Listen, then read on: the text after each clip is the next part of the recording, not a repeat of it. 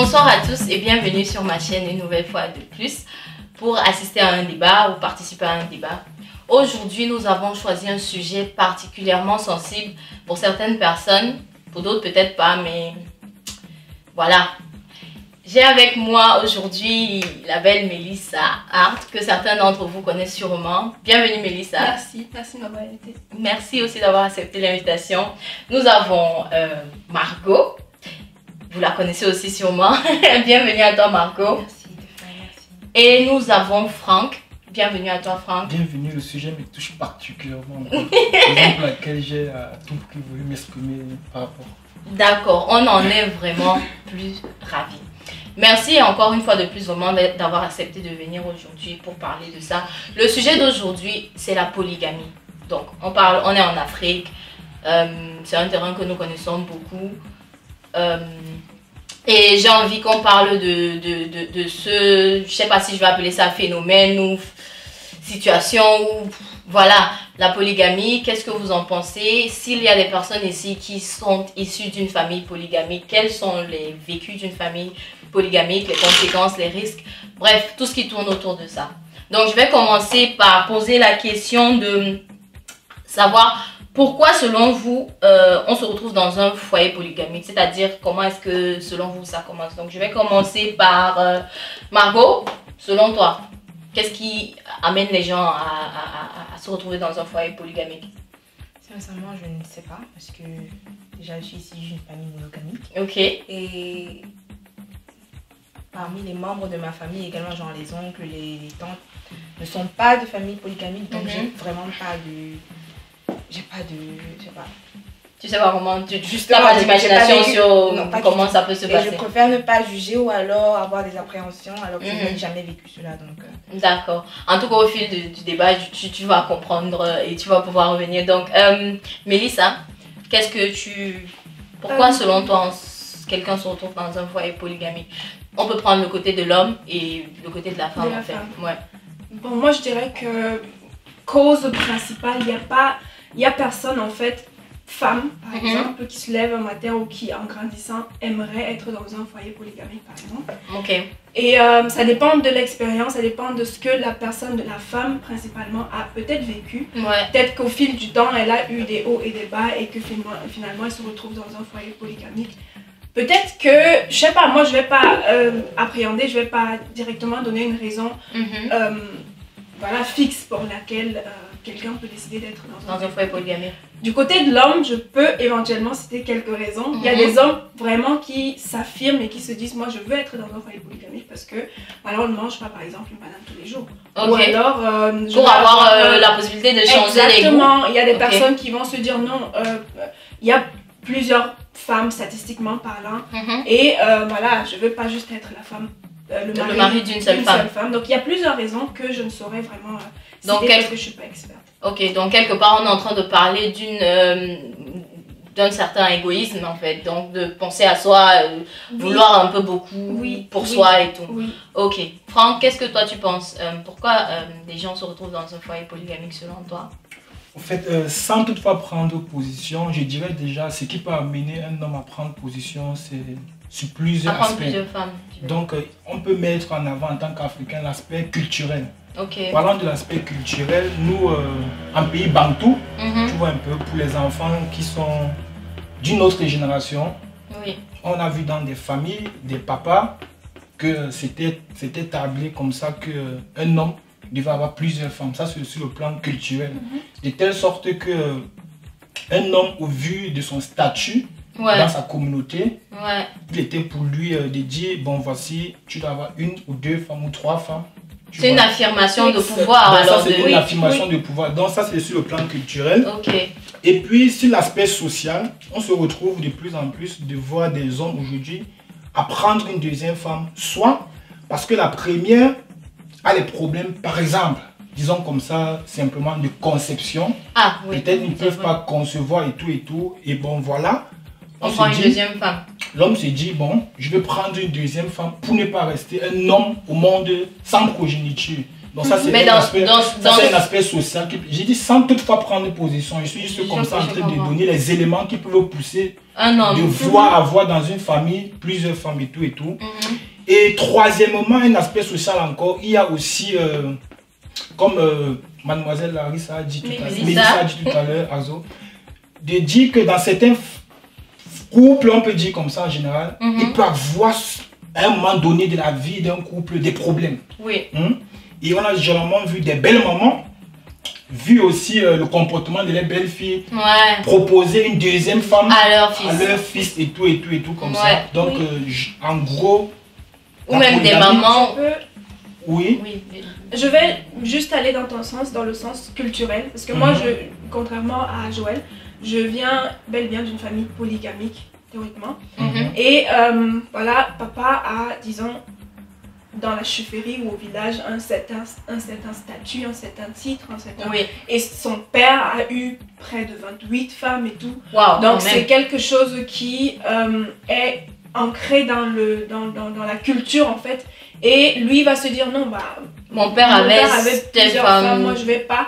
Et pour avoir aussi un certain statut dans la société ou peut-être dans le un certain pouvoir. Donc quand ton nom, une certaine notoriété, quand tu as plusieurs femmes, on te respecte un peu plus. Respecte sans toutefois, pas dans le sens négatif envers ces femmes-là, mais juste pour s'affirmer et montrer en son autorité. Ok, d'accord. Par rapport à ce que tu disais tout à l'heure que les femmes, pour prendre par exemple une deuxième, pour concevoir ou truc, je pense pas que ce soit la seule solution en fait. Je veux dire, si vous avez un problème de conception, il pourrait y avoir des solutions comme l'adoption ou bien ce genre de choses. Mais juste, comment on se retrouve à avoir avoir un enfant adopté, effectivement, n'est pas forcément la progéniture. Là, c'est un tout autre débat, de conception et avant tout ça. Avant de prendre la parole, j'étais tout juste en train de donner comme ça, de manière hasardeuse, les éléments qui peuvent pousser à avoir aujourd'hui une famille polygamique. Donc, il y a plusieurs aspects. Et comme ce que j'ai cité, tant d'autres, certaines familles aussi qui ont le couple a des problèmes et tout, comme j'ai dit tantôt, la femme ne peut pas concevoir et c'est la femme qui propose à son mari, et chose qui devient un peu de plus en plus difficile avec la mondialisation. Certaines filles d'aujourd'hui se disent non, malgré que je ne peux pas concevoir, je ne peux pas admettre que mon mari ait une deuxième femme et tout. Donc là c'est le comment il veut dire, là c'est le carré. Il a une vie, il sort d'une famille et on attend aussi de lui qu'il puisse aussi avoir des enfants.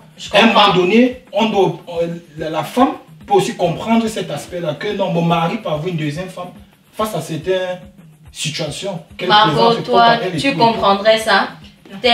Voilà. Tu comprendrais cette situation de, ok, on a un problème de conception et tout, ou alors tu as un problème de conception et ton mari attend de toi que tu lui proposes ou alors te propose carrément que, voilà, tu ferais quoi dans ce cas-là? Il a parlé de mondialisation. Les filles d'aujourd'hui, comme on dit souvent, n'acceptent pas déjà la concurrence, l'argent, le fait de vivre avec quelqu'un, de partager sa personne. Personnellement, je ne pourrais pas. Déjà, mes émotions, mon cœur, je vais péter un câble. C'est clair que le fait de ne pas donner des enfants à mon homme, ça va me rendre triste. J'adopterai. Ça, c'est un fait. Tu lui proposerais d'adopter. Ou alors je prendrais un enfant quelconque dans ma famille, parce qu'il y en a des enfants partout.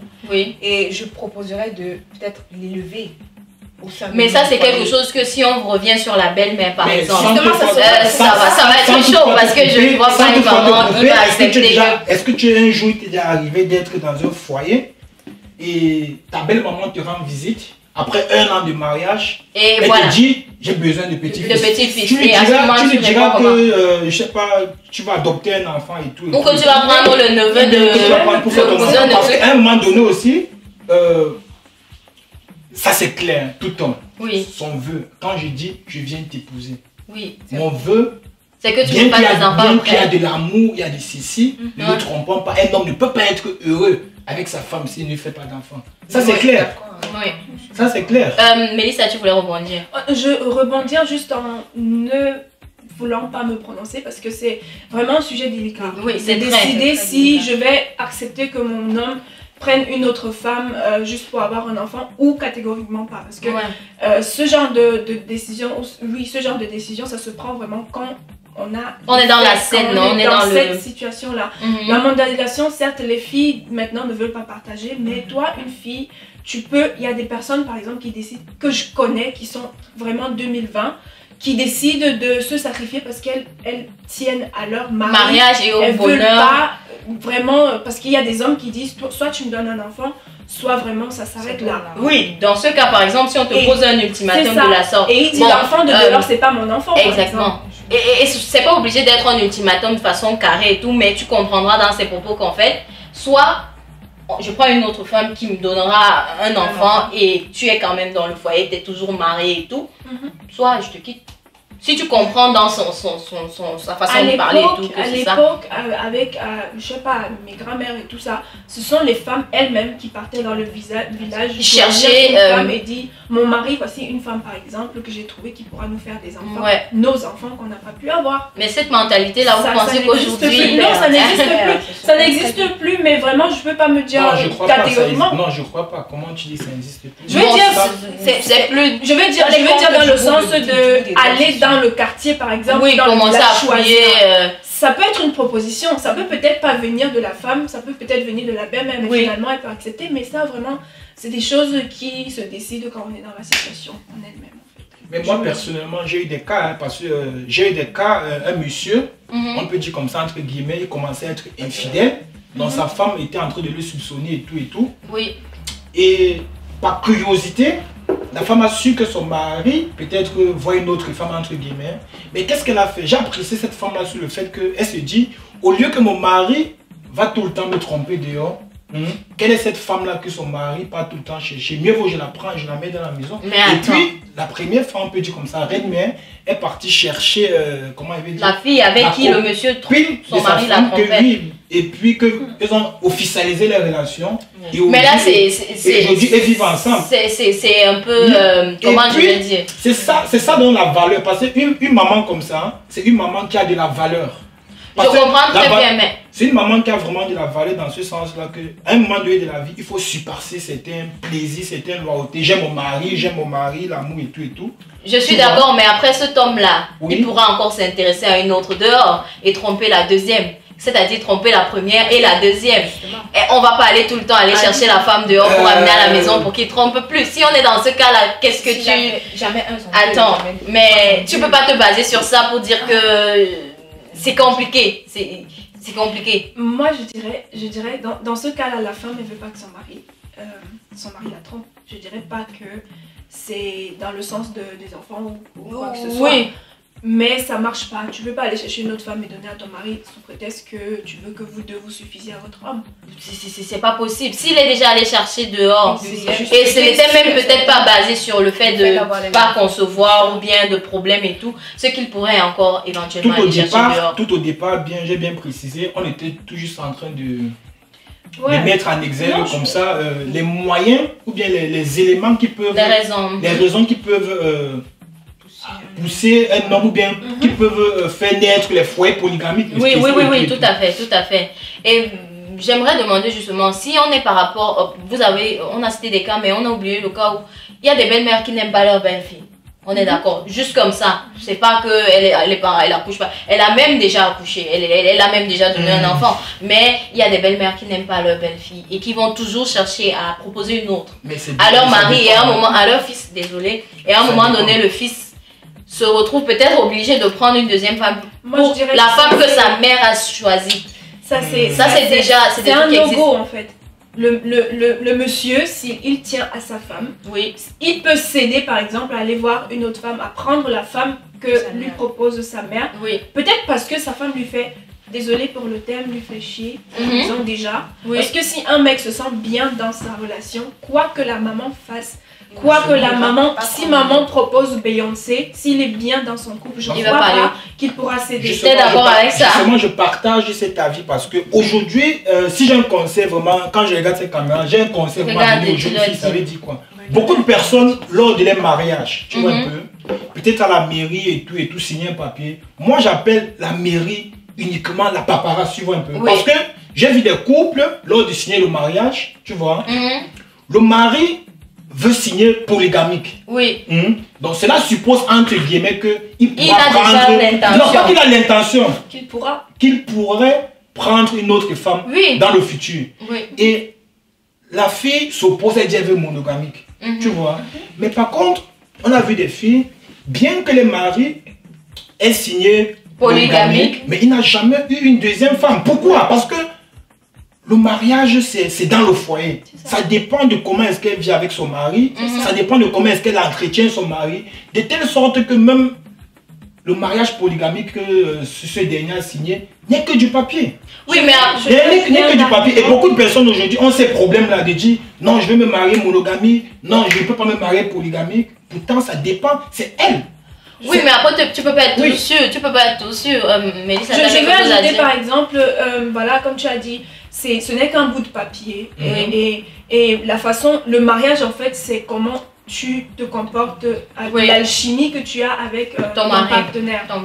Voilà. Et du coup, si le mec décide de prendre la femme, parce qu'il y a vraiment, il y a des femmes qui deviennent chiantes juste à l'idée de penser ou de savoir que la mère est en train de chercher une femme pour son mari, c'est-à-dire que pour son mari, c'est-à-dire que juste cette idée-là vraiment sème une certaine insécurité en elle.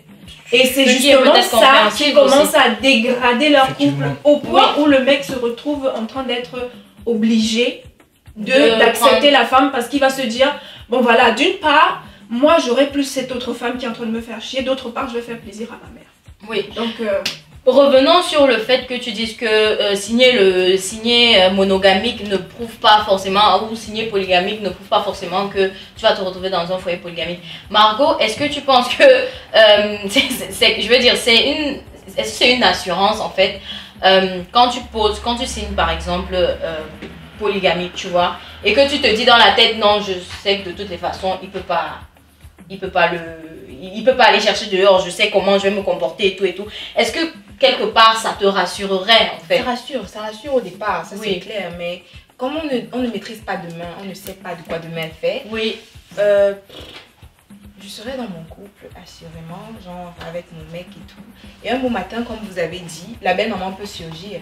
Ça ne change en rien le papier. Hein. Oui. C'est signé monogamie, mais il pourrait avoir une autre femme ou alors il pourrait fréquenter une autre femme. Ça, je ne contrôle pas. Oui. Je serais brisée, c'est clair, je serais triste à un moment donné, mais je ne peux pas l'empêcher de satisfaire sa mère ou alors, je sais pas. Se satisfaire. Ou alors se satisfaire derrière sa mère et tout. Voilà. Tout à fait. Donc, je ne peux pas contrôler cela. C'est juste, comme tu as dit au départ, ça rassure. Oui. Le fait d'avoir signé monogamie et tout. Mais on ne peut pas changer demain. Si ça arrive qu'il vienne avec une autre femme, je ne serais pas personne, mais je ne pourrais pas lui dire non, je ne veux pas ci, je ne veux pas ça. On pourra me taper aussi. Laisse-moi te dire que s'il arrive demain avec une autre femme, pose-toi les questions. Pourquoi il est arrivé avec une autre femme? La raison peut être toi. Oui, la raison peut aussi autre chose. Là, on va discuter, bien sûr. Si on a déjà eu à parler de communication entre époux, si on arrive à ce niveau, ça veut dire que soit j'ai manqué de l'écouter, soit, je sais pas, il a manqué de communiquer ou elle a manqué de communiquer. Donc, il y a un problème de communication parce que du jour au lendemain, je pense pas qu'on puisse se lever et prendre une deuxième femme sans préavis, Il y a une raison, c'est pour ça que ta première question c'était qu'est-ce qui peut pousser des personnes, ou même des femmes. Oui. Ou même des filles, il y a des femmes qui peuvent décider, qui se disent moi j'en peux plus de ce monsieur, de le supporter toute seule. Donc s'il te plaît. Prends une personne. Il y a même des femmes qui...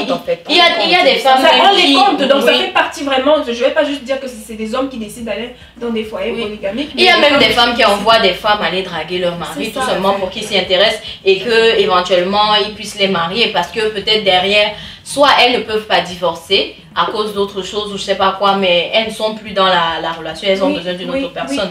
Donc, je voulais ajouter quelque chose par rapport à ton commentaire dans le sens du papier, signé polygamique ou monogamique. Moi, je dirais que le débat est même déjà un peu loin. Moi, je dirais juste que le mariage, état civique, mariage et tout, ce n'est que, ce n'est que le papier. Ce qu'on écrit là-bas. Pour aller juste décider de faire même polygamique et monogamique. Il y a des femmes, vraiment, je crois que j'en avais parlé une fois. Il y a des femmes qui vont se dire, si j'ai la bague au doigt, c'est une certaine assurance. C'est une assurance, alors que ça ne l'est pas du tout. Voilà, justement. C'est vrai. Et c'est vraiment, c'est de là que le problème, que le bas blesse. Parce que après t'être marié, que ce soit polygamique ou monogamique, tu peux te retrouver en train d'être jeté à la porte parce que tu t'es mal comporté. Exactement. Voilà. Donc rien ne garantit quoi que ce soit. Voilà. Ok, essayons de rentrer maintenant dans un couple, dans un foyer polygamique. Comment est-ce que ça se vit à l'intérieur d'un foyer polygamique? On parle là d'un foyer vraiment où il y a 2 femmes, 3 femmes, peut-être même 5, et il y a des enfants. Des enfants. Relatif, moi, voilà. Je dirais que c'est relatif. Je veux dire, pour des personnes, Mélisse n'a par exemple pas commencé par nous dire comment est-ce que ça se vit en fait. Est-ce que je vais faire la version courte ou la version courte, bien expliquée, ce serait pas mal. Ok. Je vais dire la clé en fait d'un foyer polygamique. Oui. C'est le centre, c'est l'épicentre qui est le mari. Ouais. Voilà, ça dépend de comment il gère ses femmes. L'intermédiaire entre les femmes. S'il décide d'être divisé ou mieux régné, là il y aura la pagaille. S'il décide d'être réunis pour qu'on s'entende bien, là c'est bien. Est-ce qu'on peut vraiment se réunir quand on est 2 femmes ou 3 femmes qui partagent le même mari? C'est possible? C'est possible. Ok. C'est possible pour quand il y a des enfants, des petits-enfants qui sont impliqués. Oui. Toi, la femme, il y a cet amour, il y a cette jalousie-là que nous toutes, on a. Oui. Et qu'on ne veut pas à tout prix vraiment partager. Oui. Mais quand tu réfléchis et que je vais prendre ma mère, si tu regardes, tu fais beaucoup, je vais prendre l'exemple de ma mère qui, voilà, tous les jours a supporté et qui s'est dit, voilà, c'est pour mes enfants. Ouais. Et je vais prendre aussi peut-être les autres femmes qui vraiment ont supporté à cause... Pour que les enfants deviennent quelque chose, qui décident de faire la paix avec X ou avec Y pour le bien de la famille, de la grande famille, des enfants des autres femmes, parce que ces enfants n'ont pas demandé à naître dans un foyer polygamique. Et c'est pas parce que peut-être tu t'entends pas avec leur mère que tu vas, voilà, ne pas t'entendre avec eux. Mais parfois, soyons clairs, parfois les mamans, elles vont ramener leur frustration, leur haine par rapport à la épouse sur leurs enfants. Et les enfants vont les ramener, parce que moi j'en connais des histoires comme ça où tu as une haine qui est nourrie dès le bas âge, la maman aux enfants, les enfants aux enfants consanguins, et c'est comme ça qu'on fait. C'est vraiment pas disons simple, hein, oui. Que ce soit foyer monogamique, ça veut dire un couple avec sa femme, que ce soit foyer polygamique. Oui. En gros, il y a des problèmes de part et d'autre. Il y a des problèmes de part et d'autre. Maintenant, en ce qui concerne le foyer polygamique, si, à mon humble avis, oui. Foyer polygamique, ça signifie qu'il y a une première femme qui est arrivée dans la maison. Oui. Si au départ, pour qu'une deuxième femme vienne dans la maison, si la première n'a pas consenti, si la première n'a pas été d'accord, si la première s'est opposée à cela, ça, je t'assure, à 80%, il y aura toujours et toujours des problèmes entre ces 2 femmes. Mais maintenant, on peut vraiment consentir. Je dis bien à 80%, il y a certaines qui consentent. Moi, je t'ai dit, il y a des exemples qu'un homme, vu sa stature, c'est la première qui va doter la deuxième pour qu'elle vienne entrer dans la maison. On l'appelle généralement la reine-mère. Oui. J'ai dit, si c'est que au départ, cette entente-là n'a pas été installée, c'est qu'à 80%, dans le futur, il y aura toujours des problèmes. Bon, maintenant, comme elle a dit tout à l'heure, tout se joue au niveau de l'homme. Parce que certaines personnes se disent toujours la polygamie n'est pas quelque chose, pour moi personnellement, n'est pas quelque chose d'impossible. Ouais. Si c'est que l'homme, comme on dit l'homme, tout se joue effectivement sur lui, sait comment manager sa maison, sait comment manager son foyer. Vraiment, ça peut, à 20%, ça peut réussir. Ça peut franchement réussir. Je crois que la polygamie moderne de nos jours, c'est pas que toutes les femmes se retrouvent dans une concession comme à l'époque. Oui. Le monsieur, s'il veut être un polygame, il va épouser ses femmes, il va construire des maisons pour chaque femme. Il faut avoir les moyens de sa politique en fait. Il faut avoir les moyens de sa politique. Tu ne peux pas vouloir conduire une Ferrari sans avoir les moyens. C'est clair, c'est clair. Donc, donc dans ça, il y a une certaine limitation des dégâts en fait. Il y a une certaine limitation des dégâts, mais ça aussi, ça rejoint tout un autre concept parce que moi, personnellement, j'ai vécu dans un foyer polygamique où les enfants des autres femmes ont été élevés par ma propre mère. Ah d'accord. Ok. Là c'est déjà vraiment, il y a beaucoup plus c'est tout un... Voilà, ça veut dire que polygamie ou pas, nous les enfants ne sommes pas concernés parce qu'on s'entend trop bien et on se connaît presque tous. Sauf si monsieur... sauf s'il y a des enfants qu'on ne connaissait pas. Ok, d'accord. Donc ça c'est vraiment... Il y a beaucoup de conceptions. Je sais pas, ton foyer polygamique... Ça c'est la polygamie moderne. Parce que pour moi, ça ne sert à rien d'un homme de prendre deux femmes, d'avoir deux femmes et d'avoir une maison, je sais pas quoi, au nord, une autre maison au sud. Ah donc pour toi, toutes les femmes devraient vivre dans la même maison. Parce qu'il faut aussi penser... La meilleure polygamie. Dans tout ce qu'il faut penser aux enfants. Parce que c'est que sur un homme qui met ses enfants comme ça à distance, parce qu'il aurait une famille de part et d'autre, met ses enfants comme ça de part à distance, ça peut avoir un impact sur ces enfants-là demain, parce que ces enfants-là ne vont pas grandir ensemble. Et pour mais moi, ils peuvent se connaître. Non, ça serait très difficile sur elle, que ces enfants se connaissent. Mais ça dépend de l'homme. Ça dépend de l'homme. Parce que là, ici, ils ne se connaissent pas. Et on ne connaît pas demain, ils peuvent se rencontrer, ils tombent amoureux, ils font un garçon, une fille. Justement, et là, ça se parce que c'est différent. Ça veut dire que c'est mieux encore pour l'homme d'être dans une maison, tu vois, de dire, je ne vais pas te mentir. Moi par exemple, sur mon cas, lorsqu'on est dans une vraie polygamie, c'est que il n'y a pas l'enfant de tel, il n'y a pas l'enfant de tel. Mais c'est clair, ça c'est clair. Il n'y a pas l'enfant de tel, il n'y a pas l'enfant de tel. Ça veut dire tous les enfants sont les enfants de... Je vais te poser une question. Oui. Prends l'exemple d'un monsieur il a une femme au Cameroun, par exemple, et qui fait des va-et-vient en Europe, aux États-Unis, et qui se trouve une autre femme en Europe. À ton avis, la meilleure polygamie, comme tu l'as dit, devrait faire qu'il fasse soit venir l'autre du Cameroun en France, ou alors faire venir rentrer l'autre de France au Cameroun pour que ce soit pour que tout le monde se retrouve dans la même maison. Moi je dirais juste que dans mon contexte, en ce qui me concerne, ça n'entre pas dans mon concept de polygamie. Ah wow. Oui, d'accord, mais tu peux pas facilement avoir des concepts de polygamie. En fait, on veut parler de ce qui se passe vraiment, des petits exemples qu'il y a et tout. Mais parce que d'autant plus qu'une femme qui est chez elle, avec ses enfants et tout, pour elle s'en fout que son mari a une autre femme, ou bien elle vit sa vie. Ah d'accord, donc là, il ne légaliserait pas l'autre. L'autre serait la femme et polygamie dans le sens où les deux femmes savent qu'elles sont femmes en fait. Un même mari. Et que c'est signé et prouvé officiellement. Exactement, c'est ça la polygamie. Elles sont reconnues par la loi. C'est ça. Et comme étant des femmes du monsieur. Et moi, je voulais te demander, pour le foyer vraiment où tu dis tu ramènes tout le monde dans la même maison. Tu ne penses vraiment pas, parce que l'orgueil de l'homme avec grand H, il existe en fait, tu vois.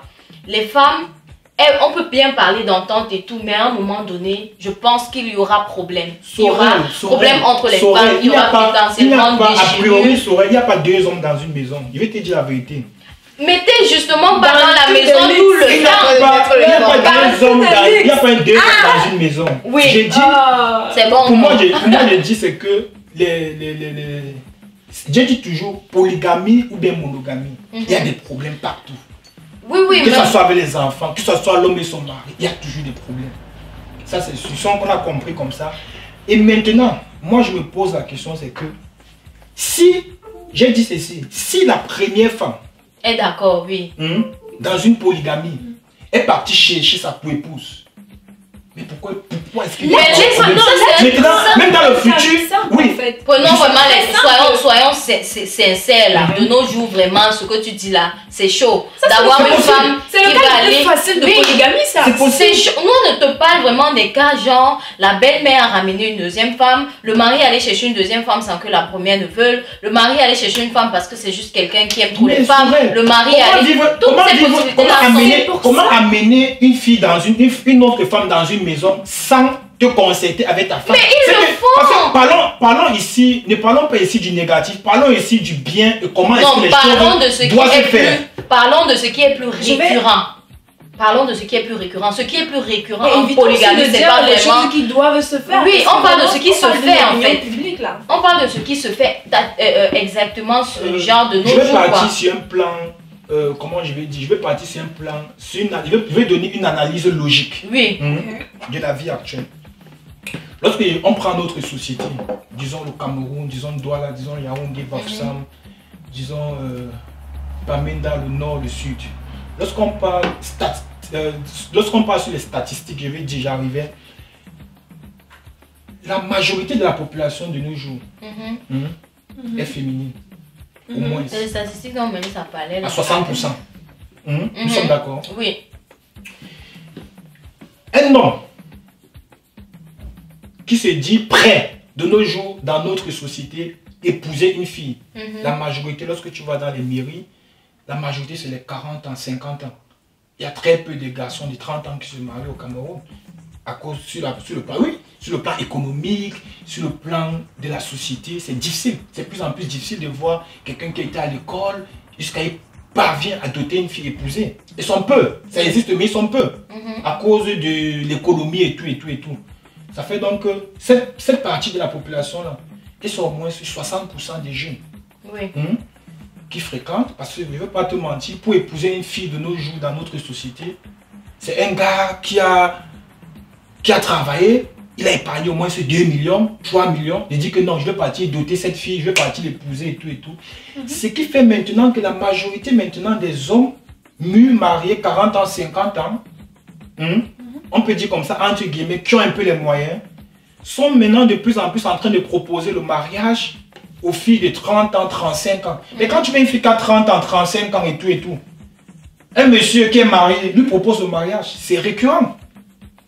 C'est récurrent. Elles acceptent.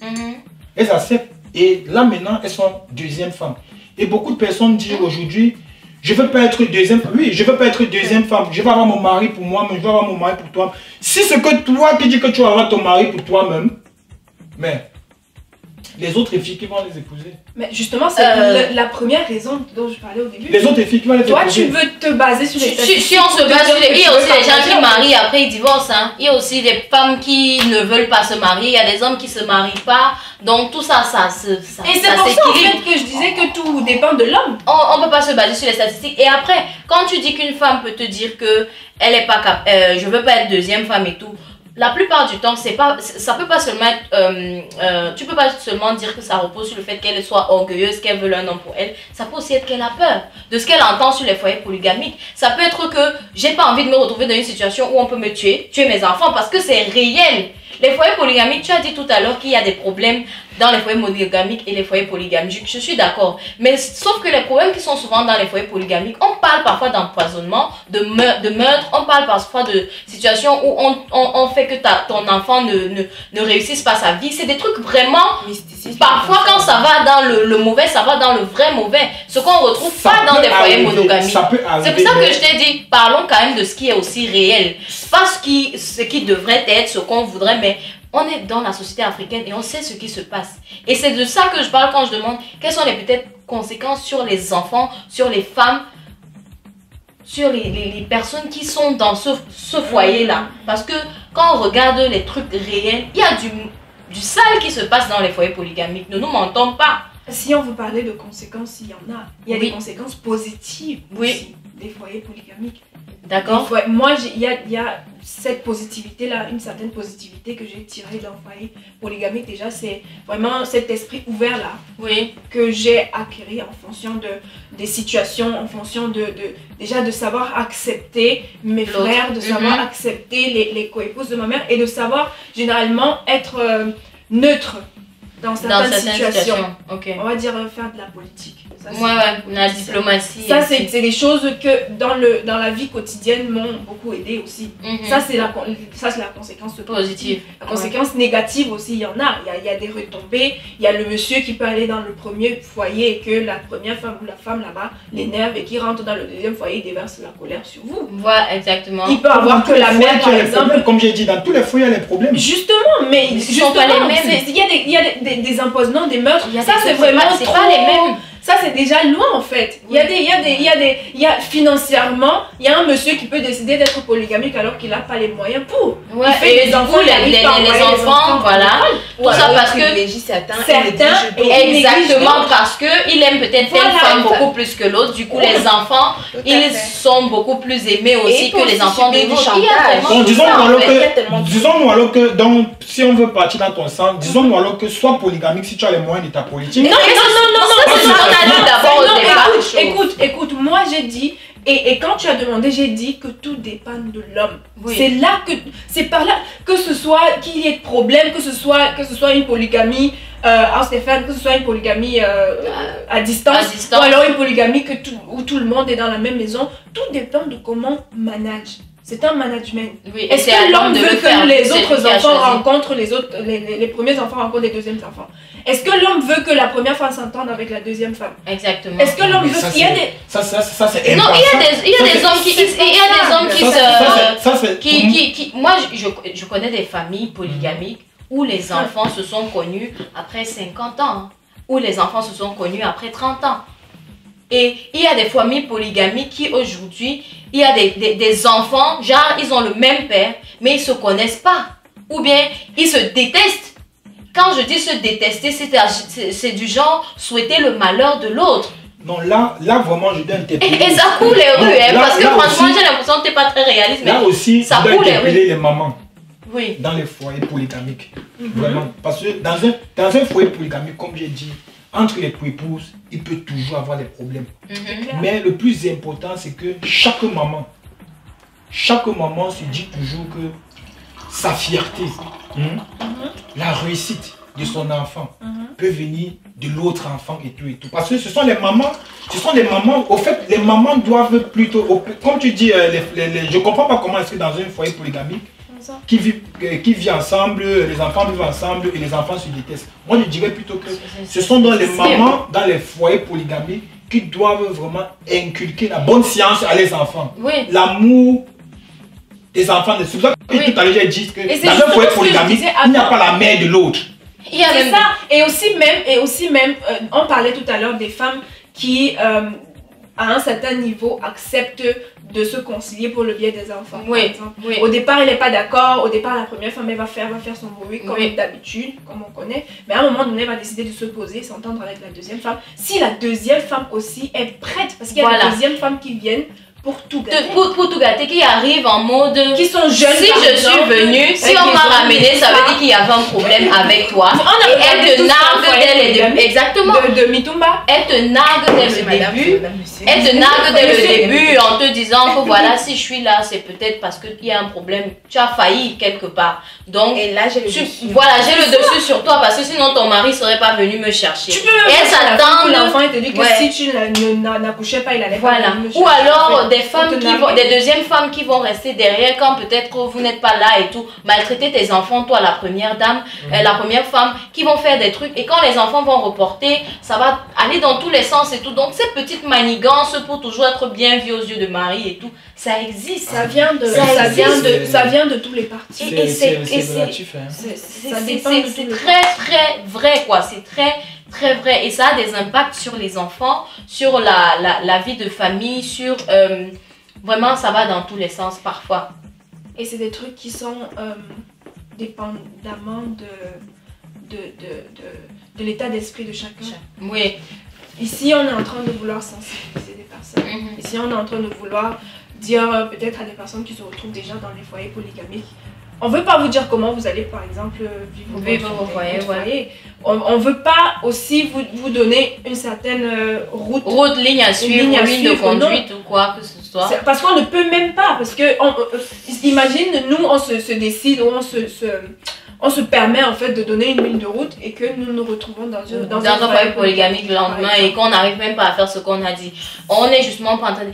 Personne n'a la ça dépend de chacun en fait. Parce que mon problème c'est que de nos jours, lorsque tu es à l'uni, lorsque tu causes un peu, tu vois un peu les mentalités des filles, c'est que non, je peux pas être polygame, non, je vais avoir mon mari pour moi-même, c'est monter, c'est descendre. Mais c'est clair, c'est clair. Mais tu oublies que tu peux avoir ton mari pour toi-même et demain, vous vous séparez. C'est comme quand quelqu'un dit, je sais pas moi, je ne peux jamais être avec quelqu'un d'infidèle ou je sais pas quoi. Quand ça arrive, ça arrive. Frère, il y a des dames. Justement, il y a des femmes qui se disent, je ne vais jamais rester avec quelqu'un qui me tape. Et après un jour, on la bat et elle est des dames. Donc c'est des trucs qu'on se dit, on veut que ce soit ça. Mais après, dans la situation, frère, c'est clair que ces choses-là se décident devant toi-même. Sur le personnellement, tu es dans une situation, tu peux pas de prime abord dire moi je vais jamais épouser un homme marié, par exemple. C'est comme après tu peux avoir des préjugés, tu te dis je ne peux pas sortir avec quelqu'un qui fume la cigarette. Prenons un truc basique. Tu as grandi comme ça dans la famille, on t'a dit la cigarette n'est pas bien, les hommes mariés, il faut pas toucher. Voilà, mais après, tu sors avec quelqu'un et puis vous êtes tellement bien et puis le jour où tu découvres qu'il fume en fait, tu étais déjà tellement dedans et tout le reste en fait derrière lui est tellement positif. Il n'y a que ce problème de cigarette là. Mais est-ce que tu vas donc le quitter pour ça? Donc c'est vraiment des situations. En notre cas, c'est les filles qui disent moi je vais jamais sortir ou épouser quelqu'un qui a déjà un enfant dehors. Voilà. Ça c'est des choses que les femmes se disent. Voilà. Tout comme la polygamie, tu peux pas décidément ou décider de ne pas être dans. Donc vraiment, si on veut parler de la polygamie, tourner, on va tourner. Donc j'aimerais que chacun de vous essaye de me faire une sorte de petite conclusion, me dire ce qu'il aimerait dire à des enfants qui sont dans des foyers polygamiques actuellement ou à des mamans qui sont dans un foyer polygamique. On n'est vraiment pas en train de vouloir donner des leçons de morale ou donner des lignes de conduite. Elle l'a dit, ça c'est clair. On essaye juste de donner notre ressenti à nous parce qu'on est aussi des enfants qui avons vécu dans des situations et tout. Et on aimerait vraiment juste parler de notre ressenti. Donc prenons ça juste comme ça. Donc on va commencer par Franck cette fois-ci. Qu'est-ce que tu aimerais bien passer comme message?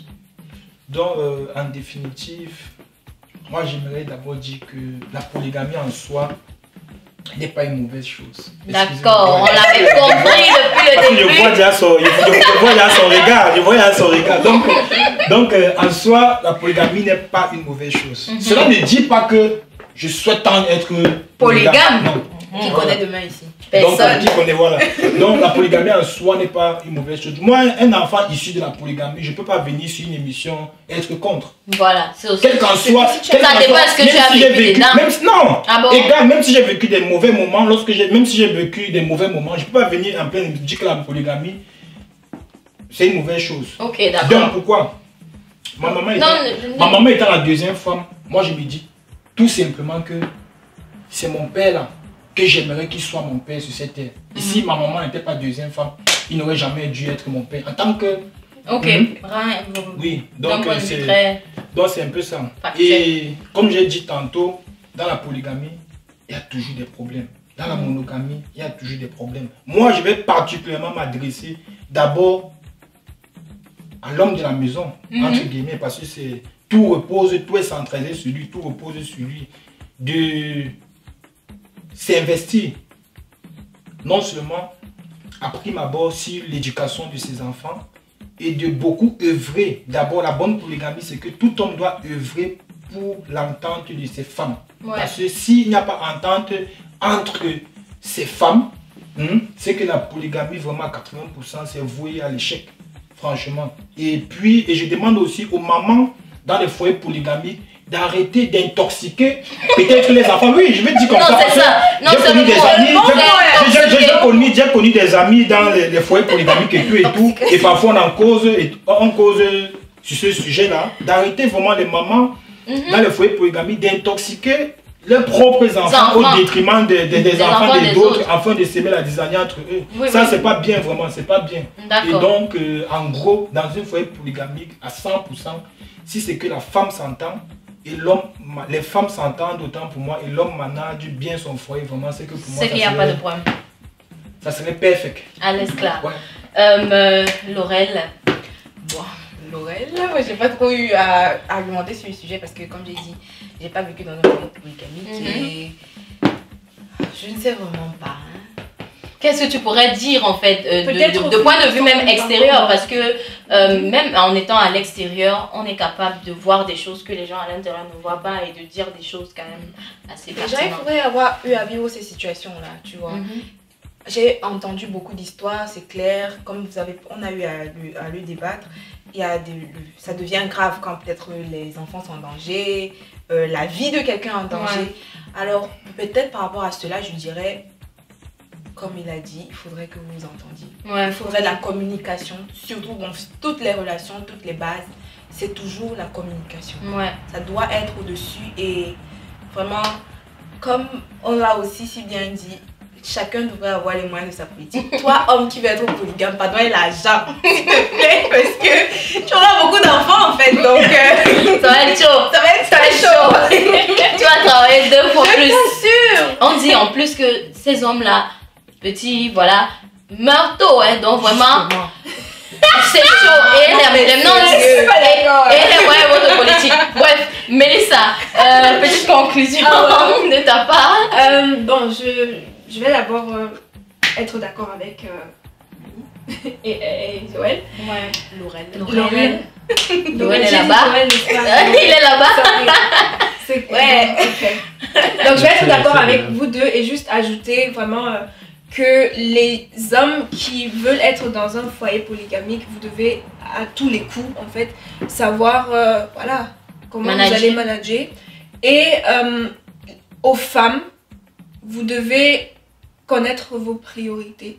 À un moment donné, mettre cet amour-là que vous avez pour votre mari de côté, je vais le dire comme ça. Ouais. Et puis, essayer de voir quelles sont vos priorités. Est-ce que vous avez des enfants? Est-ce que vous avez des projets dans la vie? Est-ce que vous avez des choses que vous voulez accomplir dans la vie? Sinon, voilà, ça ne sert à rien vraiment de se prendre la tête par rapport à 1, 2, 3, 4 femmes. Parce que vous ne pouvez rien ni faire. C'est déjà là. Du coup, pensez à vous. Pensez à être en santé et à vos enfants et à tous ceux qui vous entourent. Voilà. D'accord, merci beaucoup. Moi, tout ce que je peux dire, franchement, c'est comme Laurel a dit, que chacun ait les moyens de sa politique ici dehors. Si on veut faire quelque chose. Allez-vous aussi dans la tête des filles que la polygamie, c'est. Ce n'est pas à nous d'enlever dans la tête des filles. Oui. Moi, je pense que quelque part, quelqu'un va toujours vouloir. L'orgueil de l'homme va toujours vouloir que. De la même façon que tu ne veux pas que quelqu'un touche ta femme. Ta femme ne veut pas que quelqu'un d'autre te touche. C'est aussi simple que ça. Ça fonctionne comme ça. Maintenant, après, il y a les choses qui se passent. Il y a des hommes comme moi, je ne veux pas cacher, particulièrement qui est pour la polygamie, mais qui finissent leur vie. Non, il n'a pas de problème. Je suis dépassé, mon frère. Pourquoi tu laisses? C'est juste que ça dépend de comment est-ce que la première femme a captivé son mari, a pris la fête, de sorte que. C'est-à-dire qu'il n'y a même plus moyen de penser à notre fille. Donc, voilà, de toutes les façons, on a conclu le débat. Si moi, on a conclu le débat. C'est un sujet vraiment délicat. On ne prétend vraiment pas s'y connaître beaucoup plus que quiconque. On essaie juste d'en parler parce qu'il y a des sujets qui de nos jours sont tabous. On ne sait même pas pourquoi. Alors qu'il suffit juste de parler, échanger et. Voilà, les mentalités grandissent juste comme ça et c'est ce qu'on essaie de faire sur les débats de Téflon. Et merci à toutes les personnes qui regardent notre petite émission. Merci à toutes les personnes qui nous soutiennent. Je remercie mes invités d'être venus aujourd'hui. Ça a fait vraiment plaisir, comme d'habitude, de partager avec vous. Même si le temps est toujours un peu très court, mais bon. On espère que l'émission vous aura plu aujourd'hui. On vous recommande de vous abonner à la chaîne et d'activer les chaînes de notification qu'on va mettre quelque part dans la vidéo. Je tourne mes doigts comme ça. Et vraiment merci et à la prochaine. Bye bye. Bye bye.